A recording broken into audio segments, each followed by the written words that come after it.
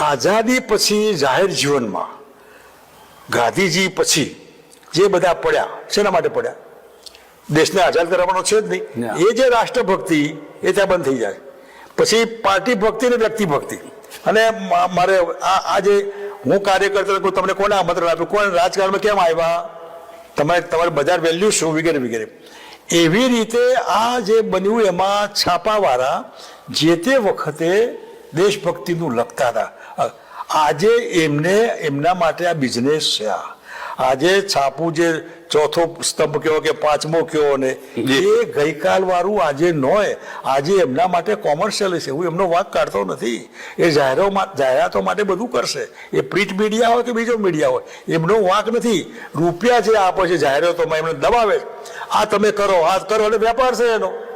તો કોંગ્રેસ વાળા આપે તો એમનું લખે, એમને શું છે? એ વખતે દેશ માટેનું મિશન હતું, નાગરિકોને જાગૃત કરવાનું, અંગ્રેજોની આઝાદીમાંથી આઝાદ બનવા માટેની જે એમાંથી ગુલામીમાંથી છૂટવું એ મિશન હતું. અત્યારે તો મારું શું એના માટે બધું આવી ગયું એમાં.